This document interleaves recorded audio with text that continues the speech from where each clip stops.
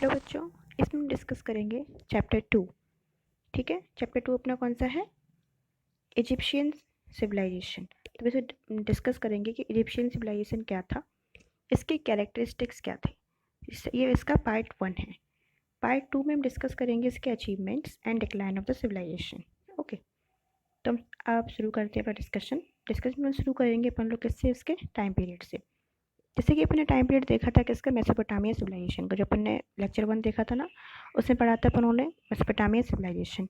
उसमें मैंने आपको बताया था कि उसका टाइम पीरियड एक्सटेंड कर रहा था 3500 BCE से 1000 BCE तक। ओके, ये उसका टाइम पीरियड था। यहाँ ये मतलब जो मेसोपोटामिया सिविलाइजेशन थी, जो कि फर्स्ट सिविलाइजेशन मानी जाती है, ये क्या है? इससे बड़ी सिविलाइजेशन थी।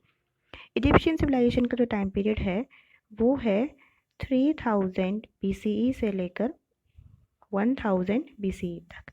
ओके, और इसमें इसको क्या है? 4 पार्ट में डिवाइड किया गया है। First is early dynastic, old kingdom, middle kingdom and new kingdom. So इन चारों पार्ट्स में क्या है? इसको डिवाइड किया गया है। किसको? इजिप्शियन सिविलाइजेशन को किस किस में पार्ट डिवाइड किया गया है? Early dynastic, old kingdom, middle kingdom and new kingdom. तो हम इन सभी को इस वीडियो में क्या है? डिस्कस करेंगे। इस वीडियो में हमें क्या क्या पढ़ना है इस चैप्टर में? सबसे पहले हमें पढ़ना है कि जो इन्फ्लुएंस था रिवर नाइल का, वो इजिप्शियन सिविलाइजेशन पर क्या था उसका। उसके बाद जो एडवांसमेंट है आर्किटेक्चर के फील्ड में, इन्होंने क्या उसमें मतलब इम्प्रूवमेंट किया और क्या मतलब किया है, इसका कंट्रीब्यूशन क्या है। तो ये सब हम क्या है मेनली इसमें पढ़ेंगे। ओके, और इस वीडियो में हम डिस्कस करेंगे इसके कैरेक्टरिस्टिक्स, इन्फ्लुएंस क्या रहा था and what is Egyptian civilisation. Okay, ये आपके लिए थोड़ा सा होमवर्क है। ठीक है बच्चों, क्या है होमवर्क? चलिए आपको दिखाते हैं हम। 1 मिनट रुकना आप जरा।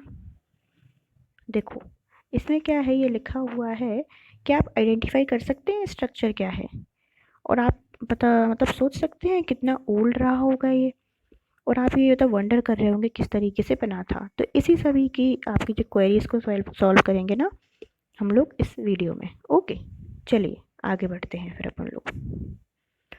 देखो अब सबसे पहले अपन लोग क्या पढ़ेंगे कि जो इन्फ्लुएंस क्या था रिवर नाइल का, वो क्या था इस सिविलाइजेशन पर। चलिए तो पढ़ते हैं फिर। देखिए, देखो सबसे पहले थोड़ा हम जान लेते हैं कि इजिप्शियन सिविलाइजेशन थी क्या। ठीक है, जैसे कि मैंने आपको फर्स्ट लेक्चर में बताया था कि मेनली एंशियंट जो इंडिया है, एंशियंट जो पीरियड था अपनी हिस्ट्री में, उसमें क्या है मेनली 4 सिविलाइजेशन थी। Mesopotamia, Egyptian, Harappan and Chinese civilisation. Mesopotamia को हमने पहले ही कंप्लीट कर लिया है अपनी फर्स्ट वीडियो में। ये अपना सेकंड लेक्चर है क्लास 6 हिस्ट्री का। इसमें हम क्या कंप्लीट करेंगे? Egyptian civilisation. तो इजिप्शियन सिविलाइजेशन भी एक अर्लीस्ट एक अर्लीस्ट सिविलाइजेशन और मोस्ट इंटरेस्टिंग सिविलाइजेशन थी वर्ल्ड की। ठीक है, इसको क्या है, ये फेमस किसके लिए थी? फराउस के लिए। Who is pharaohs? जो अपने यहाँ किंग होते हैं ना, इजिप्शियन सिविलाइजेशन में किंग को ही क्या बोला जाता? फराउस बोला जाता था। ठीक है, और किसके लिए फेमस थी ये? ममीज़ के लिए। आपने कई सारी स्टोरीज या फिर मूवीज़ में देखा होगा, ममीज़ को मतलब रैप कर रखे थे होते हैं वाइट उस बैंडेज और लिक्विड की फॉर्म में। वो भी इन्हीं के कैरेक्टरिस्टिक्स हैं किसकी? इजिप्शियन सिविलाइजेशन के। एंड पिरामिड्स, बच्चा this is the structure of pyramids. तो इन सभी के लिए क्या है फेमस थी? पहला किसके लिए? फराउस के लिए, ममीज़ के लिए एंड देन ऑफ पिरामिड्स। इन सभी के बारे में हम डिटेल में डिस्कस करेंगे आगे की इसी वीडियो में, आगे की स्लाइड्स में। ठीक है, अब आगे देखते हैं कि life in the ancient Egypt began over 5000 years ago.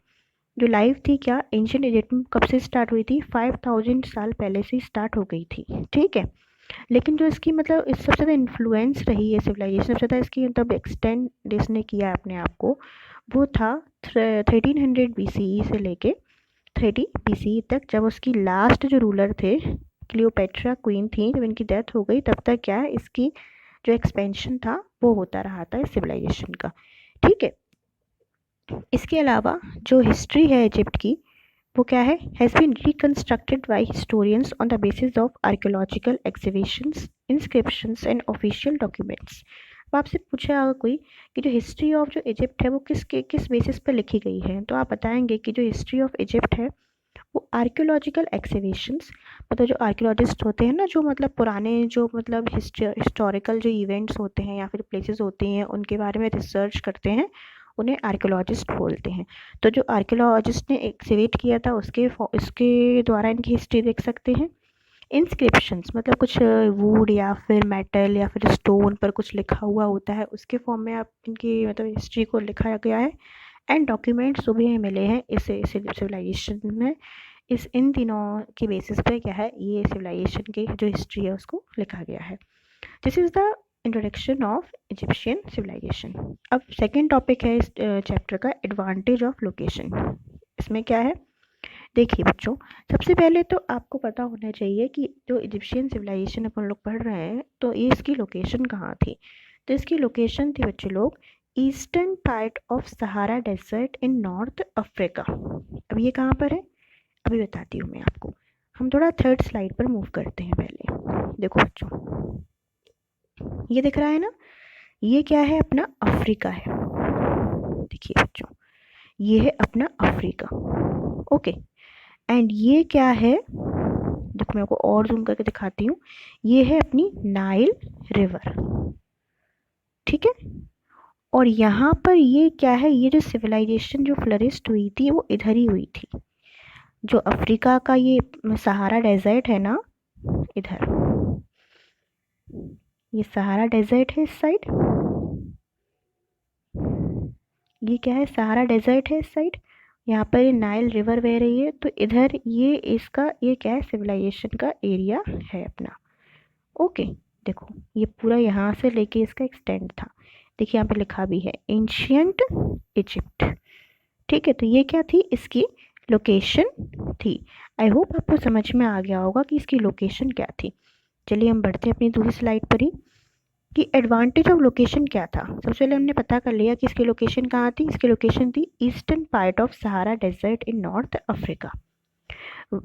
ये क्या था, one of the ancient bronze age civilisation थी। ठीक है, और ये जो फ्लरिस्ट हुई और डेवलप हुई थी, कहाँ पर डेवलप हुई थी, on the banks of river Nile. तो किस तरीके से इन्फ्लुएंस रही, इसी को हम देखेंगे। वैसे तो आपने देखा था कि सहारा इज़ अ डेजर्ट, और ये डेजर्ट में, ये डेजर्ट था ना, हम देखा था हमने अभी मैप में, मैं दोबारा से दिखाऊंगी आपको थर्ड स्लाइड में। और यहाँ पर एक रिवर नाइल बह रही थी, और ये क्या है, इजिप्ट सिविलाइजेशन का क्या है, फ्लरिशमेंट हो रहा था। तो वैसे तो मतलब ये फ्लरिश हुई थी डेजर्ट एरिया में, और desert area is not a productive area, लेकिन फिर भी ये इसके लिए एडवांटेजियस रहा। कैसे रहा वो हम जानते हैं। सबसे पहले तो ये फर्टाइल लैंड भी इसको मिल गया था, क्योंकि रिवर नाइल बीच में से बह रही थी, इसीलिए एग्रीकल्चर एक्टिविटीज़ भी यहाँ पे होती थी। लेकिन मेनली एडवांटेज मिला इनको डेजर्ट एरिया का। क्या एडवांटेज मिला, पहला एडवांटेज ये रहा इनके लिए, it protect Egypt from foreign invasions. जो बाहर के जो विदेशी जो आक्रमण होते थे ना, उससे इनको क्या है, प्रोटेक्शन मिल गया। अब कोई भी ना फॉरेन इन्वेडर यहाँ पर आसानी से नहीं आ पाता था, और इनको क्या है, इनको अटैक वगैरह नहीं कर पा रहा था। तो ठीक है, ये तो क्या है, इनको एडवांटेज मिला इस चीज़ का। इसके अलावा और क्या एडवांटेज मिला इनको डेजर्ट एरिया का, देखिए बच्चों, इसके अलावा इनको और भी क्या एडवांटेज मिले, कैसे कि डेजर्ट व रिच इन मिनरल डिपॉजिट्स। जो डेजर्ट एरिया था ना, वो मिनरल डिपॉजिट्स में क्या है, रिच था, इंक्लूडिंग मेटल्स। इससे क्या है, इन्होंने सिंपल सिंपल टूल्स बनाए। ठीक है, तो ये भी इनको एडवांटेज मिल गया। और सिंपल टूल्स बनाए, और सिंपल टूल्स को इन्होंने और ज़्यादा शेप दिया, जिससे इन्होंने ह्यूज ह्यूज ब्लॉक्स बनाए लाइमस्टोन ग्रेनाइट के, और इससे इन्होंने ब्यूटीफुल स्टैच्यूज, टेम्पल्स, पिरामिड्स, इन सबको फॉर्म किया। तो ये क्या है, एज अ अचीवमेंट इनके लिए काम किया डेजर्ट ने, और इनको कई सारे फॉर्म में एडवांटेज प्रोवाइड किया। So this is how the desert land is being advantageous for Egyptian civilisation. ठीक है, अब हमने बात करेंगे कि नाइल रिवर है, उसने कैसे इन्फ्लुएंस किया इस सिविलाइजेशन को। तो हम नाइल की स्टोरी पढ़ेंगे। ओके, देखिए कैसे पढ़ेंगे। सबसे पहले आपको एकदम बिल्कुल याद रखना है ये बात कि जो नाइल थी ना, Nile was the key to the foundation and survival of the Egyptian civilisation. Nile river की वजह से ही इसका जो सिविलाइजेशन का क्या है फॉर्मेशन हो पाया, और सर्वाइवल भी नाइल रिवर की वजह से ही हो पाया, क्योंकि बाकी सारा जो एरिया था ना इसका, देखिए आप देख रहे हैं ना, ये सारा डेजर्ट एरिया था, डेजर्टिफाइड एरिया था, लेकिन ये रिवर नाइल की वजह से ही यहाँ पे क्या है थोड़ी फर्टिलिटी आई। इसी वजह से इसको foundation and survival of Egyptian civilisation कहा जाता है। ठीक है। इसके अलावा एक ग्रीक हिस्टोरियन थे, हेरोडोट्स। इनका नाम मत भूलना बच्चों, ये हिस्ट्री में इनका बहुत इंपॉर्टेंट रोल है हेरोडोट्स का। तो एक हिस्टोरियन थे ये, ग्रीक हिस्टोरियन। इन्होंने क्या है जो इजिप्ट को गिफ्ट ऑफ नाइल भी कहा था, और बिल्कुल सही बात भी है, गिफ्ट ऑफ नाइल ही था इजिप्ट, क्योंकि रिवर जो क्या था वो सोर्स था किस चीज़ के लिए, हम देखते हैं कैसे था ये गिफ्ट ऑफ नाइल। देखिए सबसे पहले जो एनुअल फ्लड्स आ रहे थे, आते हैं रिवर्स में, वो क्या है लैंड को फर्टाइल बना रहे थे, ब्लैक फर्टाइल सॉइल आ रही थी, जिससे कि ये लोग कई सारी एग्रीकल्चरल एक्टिविटीज़ कर पा रहे थे, और कई सारे इन्होंने क्या एग्रीकल्चर प्रोडक्ट्स भी ग्रो किए, जैसे कि wheat, barley, fruits and vegetables. ठीक है, इसीलिए इम्पॉर्टेंट था। इसके अलावा जो water from the Nile was use for irrigation, क्योंकि अब ये लोग ये सब एग्रीकल्चर एक्टिविटीज़ कर रहे थे, तो उसके लिए वाटर चाहिए पड़ेगा ना, तो वाटर कहाँ से यूज़ हो रहा था, ये नाइल जो रिवर थी ना उसी का वाटर यूज़ होता था, किसके लिए, इरिगेशन के लिए। इसीलिए क्या है इजिप्शियन ने एक बहुत बढ़िया एलेबोरेट सिस्टम बनाया था, किसका, कैनाल्स का, डैम्स, डाइक्स एंड रिजर्वॉयर, जिससे कि ये जो वाटर का फ्लो है ना इसको कंट्रोल कर सकें, और इनकी जो फील्ड है ना वहाँ पर आसानी से वाटर को क्या है प्रोवाइड कर सकें। इसके अलावा और क्या बेनिफिट था रिवर नाइल का, सबसे ज़्यादा इम्पॉर्टेंट था ट्रांसपोर्टेशन का बेनिफिट, बाकी सारे भी इम्पॉर्टेंट हैं बट ये ट्रांसपोर्टेशन में भी इसका रोल था, transporting goods across the country, जिससे कि इनका ट्रेड एंड कॉमर्स में भी क्या है इनको बेनिफिट प्रोवाइड हुआ। तो इस तरीके से ये गिफ्ट ऑफ नाइल कहना है इसको बिल्कुल भी गलत नहीं होगा।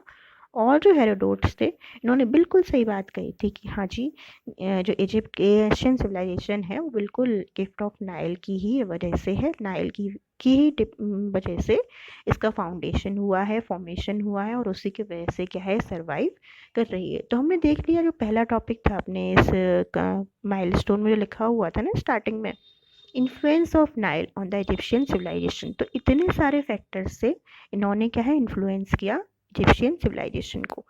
आप एक बार बच्चों इसकी लोकेशन और देख लें, जिससे कि आप भूलेंगे नहीं। देखिए ये क्या है, अपना अफ्रीका है, ओके, ये रिवर नाइल है, और ये थी अपनी इजिप्शियन पूरी सिविलाइजेशन। ओके, अब आप बिल्कुल याद रखेंगे इसको। चलिए हम फिर आगे बढ़ते हैं आगे की स्लाइड्स पर। देखिए अब हम जानते हैं कि कुछ फीचर्स कौन कौन से थे इजिप्शियन सिविलाइजेशन के।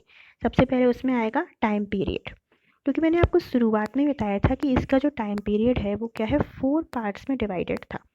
पहला अर्ली डायनेस्टिक पीरियड, दूसरा old kingdom, third one the middle kingdom, and fourth the new kingdom. इस तरीके से इस सिविलाइजेशन को क्या है 4 पार्ट्स में कैटेगराइज किया गया था, और इन जो 4 पार्ट्स में या 4 पीरियड्स में कैटेगराइज किया गया था इसे हम लोग कहते हैं किंगडम्स। क्या बोलते हैं, किंगडम्स।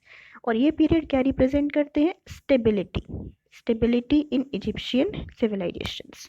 ओके, इसके जो बीच का कुछ कुछ टाइम पीरियड है ना वहाँ पे थोड़ा बहुत इनस्टेबिलिटी आई ड्यू टू मतलब जो भी इनएफिशिएंट रूलर्स नहीं रहे होंगे, तो उस पीरियड को कहा जाता है इंटरमीडिएट पीरियड।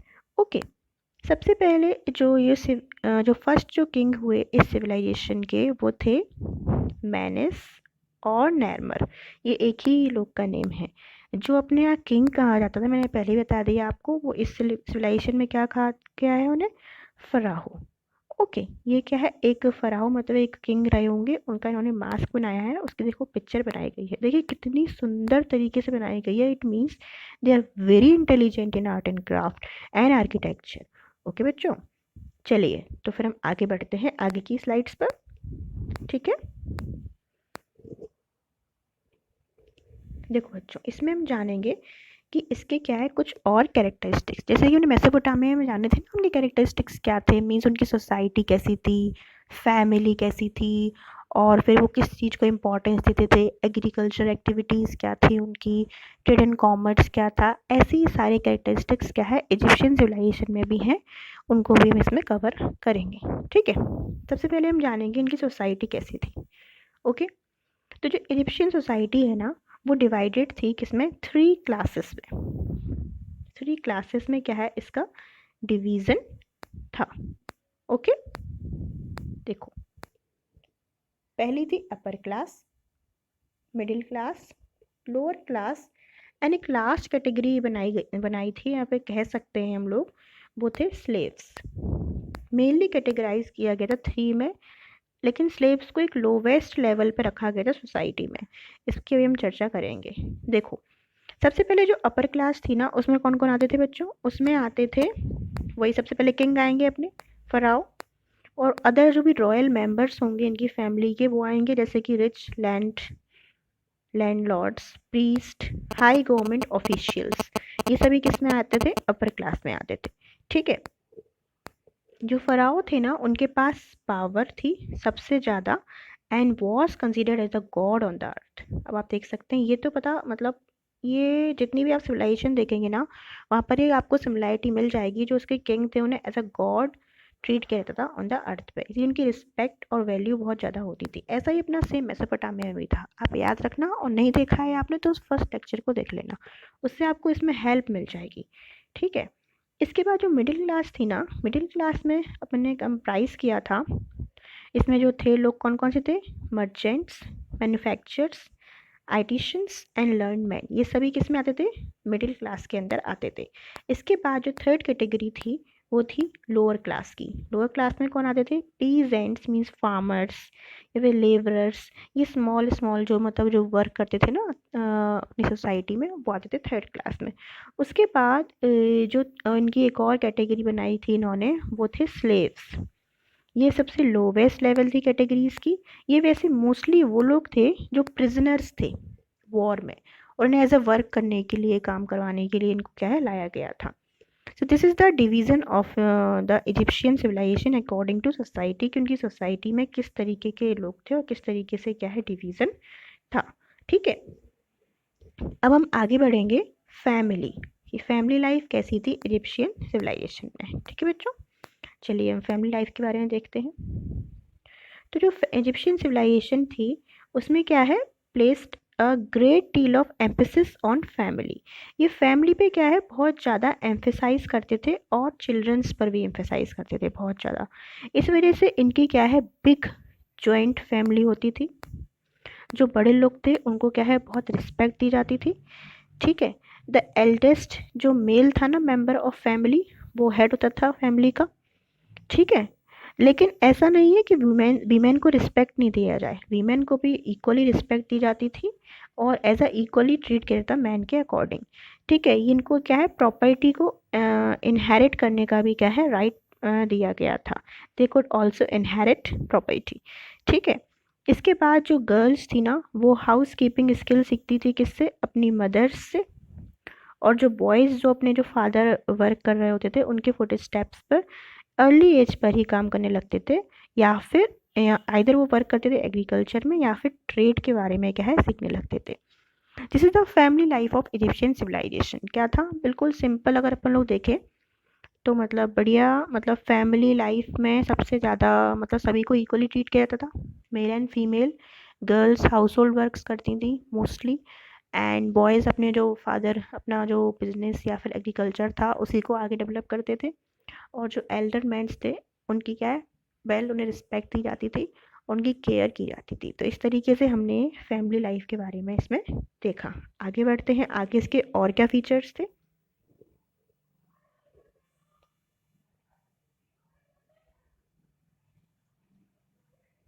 अब हम जानेंगे इनका administration, this is very important, क्योंकि किसी भी सिविलाइजेशन के बारे में पढ़ेंगे तो उसका एडमिनिस्ट्रेशन, उसकी society, religion, these are the important points जिन्हें हमें याद रखना है। ठीक है बच्चों, चलिए तो हम एडमिनिस्ट्रेशन के बारे में देखते हैं। तो जो एडमिनिस्ट्रेशन था ना उसमें क्या थे, सबसे जो इम्पोर्टेंट जो नाम था वो था अपना किंग, वो तो रहेगा ही सबसे टॉप पर। तो जो pharaoh was at the top of the administration, ठीक है।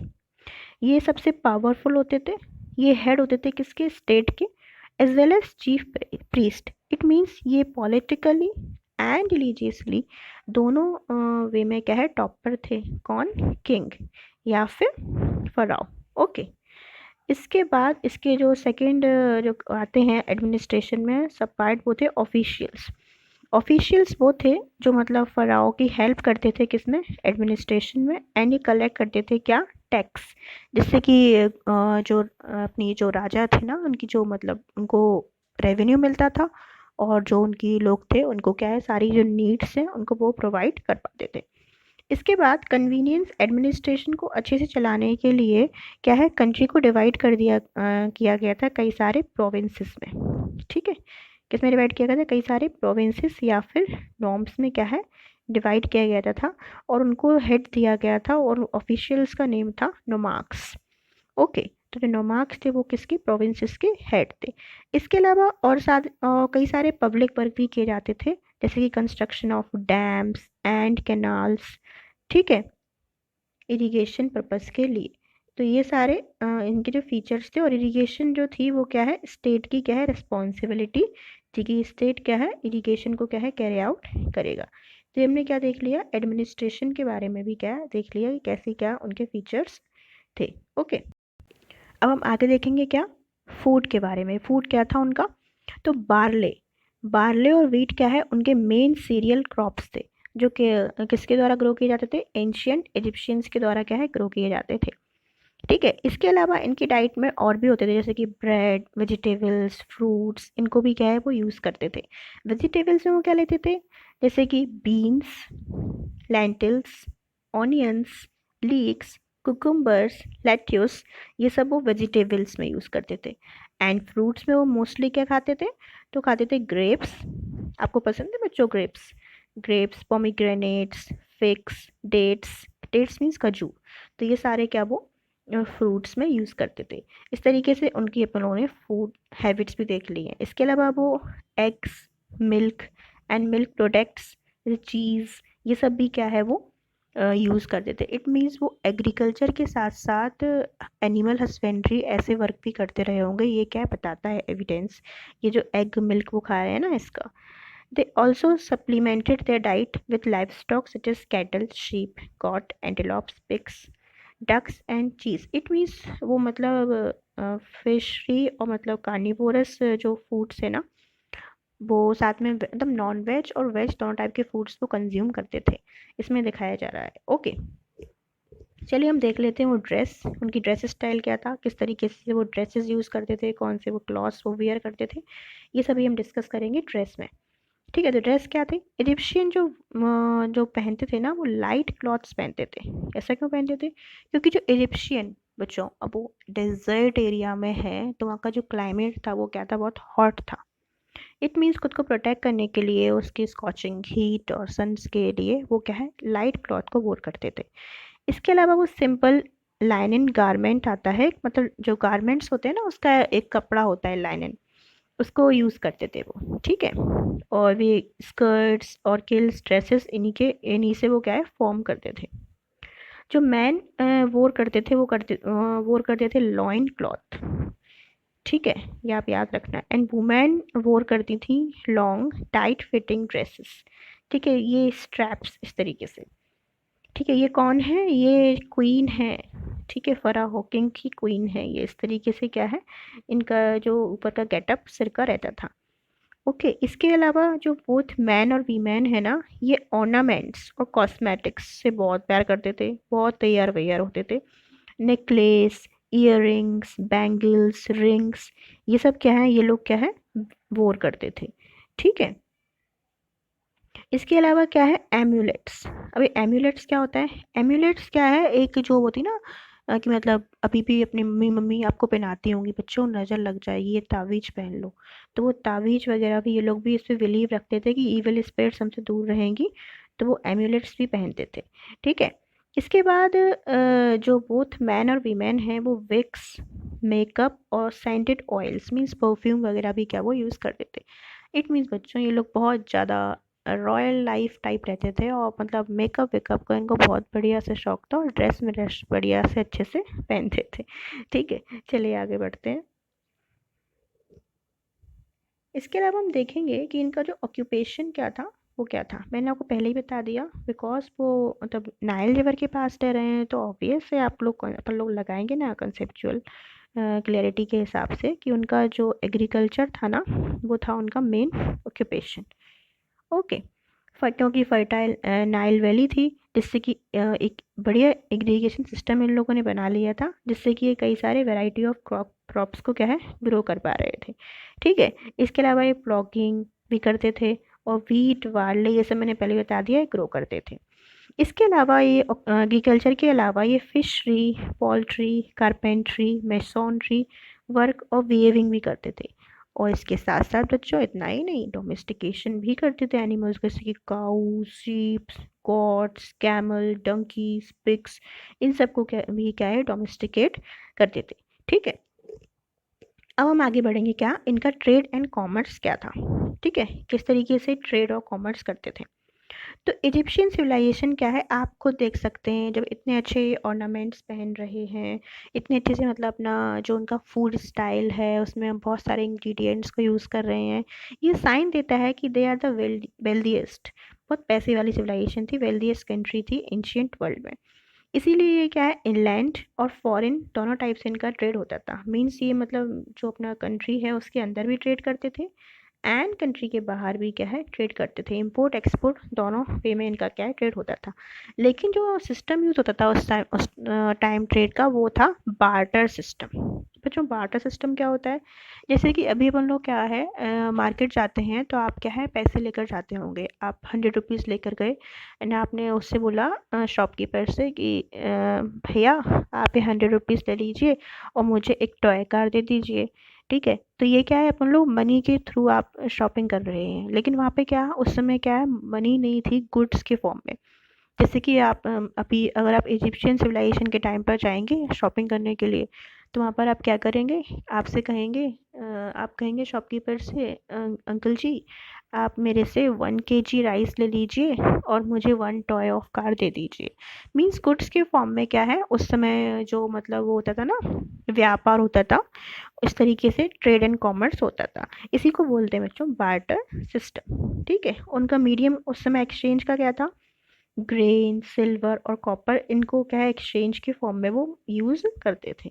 ठीक है, इसके अलावा जो कई सारे आइटम्स इन्होंने इंपोर्ट किए हैं इजिप्शियन सिविलाइजेशन में जैसे कि केडार वुड्स, ठीक है, एवोनी, आइवरी, ये सब क्या है इन्होंने क्या है बाहर भी इंपोर्ट किए हैं अपनी सिविलाइजेशंस के बाहर। ओके, तो ये अपने देखा इनका ट्रेड एंड कॉमर्स के बारे में। इसके अलावा इनके हाउसेस कैसे होते थे। तो एंशियंट जो सिविलाइजेशन के जो हाउसेस थे ना वो इन ये लोग बनाते थे मड ब्रिक्स से। ठीक है, किससे बनाते थे, मड ब्रिक्स से बनाते थे। ओके, जो ड्राइड रहती थी किसमें, सन में। ठीक है बच्चों, तो ये दे और उसके बाद क्या है इनका एयरी रूम्स होते थे। देखिए आपको दिखाती हूँ 1 मिनट में। देखो इस तरीके से ये कि तो पिरामिड्स है, ऐसे ही क्या है इन्होंने क्या है मान लीजिए एक मड ब्रिक से घर बनाते थे। ओके, ऐसे बनाया है इनने घर और ये क्या है छोटी छोटी विंडोज़ दे दी थी जिससे कि ये क्या है हीट से आराम से बाहर निकल सकें। और वाइट वॉश करते थे, मीन्स वाइट कलर का पेंट करते थे जिससे कि जो रिफ्लेक्ट कर दे वो हीट को, उन्हें क्या है गर्मी ज़्यादा नहीं मिले। और जो वेल्दी लोग थे ना वो बहुत बड़े बड़े रूम्स बनाते थे, उन्हें पेंट वेंट करते थे अच्छे से और उनके गार्डन होते थे बड़े बड़े। ठीक है, तो इस तरीके से हमने क्या देखा इनका हाउस कैसे था। इसके अलावा रिक्रिएशनल एक्टिविटीज़ में क्या करते थे, जैसे कि आप बोर हो जाते हैं ना पढ़ाई से तो आप क्या करते हैं, कोई पेंटिंग करता होगा, कोई ड्राइंग करता होगा, कोई डांसिंग सिंगिंग करते होंगे, कुछ लोग स्लीपिंग उनकी फेवरेट एक्टिविटी होती है। तो ये ऐसी आप भी ऐसे आप एक्टिविटीज़ करते होंगे। इसी तरीके से क्या है इनके भी कई सारी रिक्रिएशनल एक्टिविटीज़ होती थी। ये लोग क्या करते थे, ये लोग फॉन्ड थे किसके, sports such as swimming, hunting, fishing, ये सब ये काम करते थे। इसके अलावा ये हंट करते थे डॉग्स से। किसके लिए? हेयर, एंटीलोप्स, फॉक्सेस और लाइन्स को हेल्प, डॉग की हेल्प से क्या है उनको हंट करते थे। जो किंग होते थे वो अपनी मतलब पावर को प्रूव करने के लिए बड़े बड़े डेंजरस एनिमल्स को वो हंट करते थे, जैसे कि हिप्पोस, क्रोकोडाइल्स, लाइन्स, जिससे कि वो अपनी पावर को शो कर सके। ठीक है। इसके अलावा और जैसा उनकी एक्टिविटीज़ और कौन कौन सी होती थी? Gymnastics, long jump, high jump, wrestling, weight lifting, board games, boat race, dance, music, participation in festivals, ये सब क्या है? इनकी अदर रिक्रिएशनल एक्टिविटीज़ थी। ठीक है, तो हमने देख लिया इनकी रिक्रिएशनल एक्टिविटीज़ क्या थी। चलिए आगे बढ़ते हैं। इसके अलावा अब आता है एक और जो इम्पोर्टेंट है। अभी हमने फ़राओ के बारे में बहुत सारा पढ़ लिया ना, अब हम पढ़ेंगे इनके रिलीजियस और बिलीफ सिस्टम क्या था। इसमें आएगा ममीज़, क्योंकि 3 इम्पॉर्टेंट जो इनकी कैरेक्टरिस्टिक्स हैं वो हैं, एक तो pharaohs means king, mummies and then pyramids. Pyramids की बात हम करेंगे इनके अचीवमेंट्स में। ओके, अभी हम रिलीजियस सिस्टम में क्या देखेंगे? ममीज़ के बारे में देखेंगे कि ममीज़ कैसी थी। क्योंकि ना बच्चों, ये इजिप्शियन जो पीपल थे ना, ये ऐसा मानते थे कि डेथ के बाद भी एक अलग टाइप की लाइफ होती है। मतलब मर जाते हैं ना, उसके बाद एक न्यू टाइप की लाइफ स्टार्ट होती है। इस वजह से जो ये डेड बॉडी को प्रेजर्व करके रखते थे, they preserve the dead body by embalming it with some chemicals. ठीक है, और इन्हीं जो डेड बॉडीज़ को जब ये किसी केमिकल्स के फॉर्म द्वारा इनको प्रिजर्व करते थे, तो इन्हीं बॉडीज़ को बोलते हैं ममीज़। क्योंकि ये बिलीव करते थे कि जो लाइफ है डेथ के बाद भी, इस वजह से जो ममीज़ के साथ है, जो भी इनके डेली यूज़ की चीज़ें हैं ना, जैसे कि मतलब यूज़ करते हैं अपन लोग, फूड, क्लॉथिंग, ये सभी को क्या है इसके साथ ही ये लोग बरी करते थे। और जब इनकी फराहोस की डेथ होती थी, मीन्स किंग की डेथ होती थी, तो उसके साथ तो ये वाइन, फूड, फर्नीचर, ज्वेलरी सब कुछ डिप कर देते थे। ठीक है, बरो कर देते थे, बिकॉज इनका ऐसा मतलब मानना था कि एक पता है एक अलग टाइप की लाइफ होती है डेथ के बाद, तो वहाँ इन सभी चीज़ों की क्या है ज़रूरत होगी। ऐसा ही हमने कुछ मेसोपोटामिया में भी पढ़ा था बच्चों, आप बिल्कुल देखना, क्योंकि फर्स्ट चैप्टर जब तक क्लियर नहीं होता है ना, तब सेकंड चैप्टर कैसे क्लियर होगा। तो मैं उसकी लिंक डाल दूँगी इसमें डिस्क्रिप्शन में, आप वहाँ से इसको वीडियो को आराम से देख लेना, फर्स्ट वाले चैप्टर को। ओके, और टेलीग्राम चैनल बनाया है मैंने, जिससे कि आप वहाँ से नोट्स वगैरह भी ले पाएंगे, तो उसे भी ज्वाइन कर लेना। टेलीग्राम चैनल की लिंक भी डाल दूँगी, उसका नेम क्या है? अभिज्ञान मिशन के नेम से ही है। ओके, चलिए। इसके अलावा ये वर्शिप क्या करते थे? ये वर्शिप करते थे कई सारे एनिमल्स को, या फिर जो फोर्सेस ऑफ नेचर हैं, जैसे कि रा, जो सन गॉड, जो अपन लोग कहते हैं ना अभी सूर्य देवता, उस समय ये उन्हें रा बोलते थे। ये harrows, God of the sky, ऐसे ओशरस, गॉड ऑफ द डेथ। ठीक है, तो इस तरीके से इन सभी को क्या है ये वर्शिप करते थे। देखिए मैं आपको दिखाती हूँ इनकी पिक।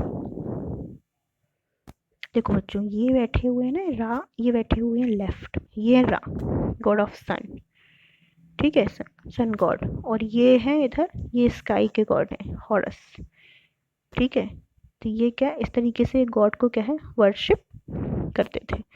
ठीक है, तो ये इनके क्या है, हमने कुछ फीचर्स को जाना। बच्चों देखो, यही क्या था अपना आज का डिस्कशन था। इसमें हम लोगों ने क्या क्या पढ़ा? इसमें हम लोगों ने पढ़ा कि what is the influence of river Nile on civilisation, उसके कैरेक्टरिस्टिक्स क्या थे, फीचर्स क्या थे। ठीक है, और आगे इसके जो पार्ट 2 आएगा उससे हम डिस्कस करेंगे achievements and decline of this civilisation. अगर आपको पसंद आया है तो प्लीज़ इसको शेयर कीजिए, सब्सक्राइब कीजिए चैनल को, जिससे कि मैं आपको सारा सिलेबस आपको मिल जाए एक ही जगह पर। अपने दोस्तों को भी बताइए, पढ़ नहीं रहे हो आप लोग, मुझे पता है लॉकडाउन में, इसीलिए यहाँ पर आराम से 30-40 मिनट बैठा करना और आराम से अपने लेक्चर को कंप्लीट किया करना। ओके बच्चों, थैंक यू। घर पर ही रहना, बाहर मत निकलना। Thank you so much for watching.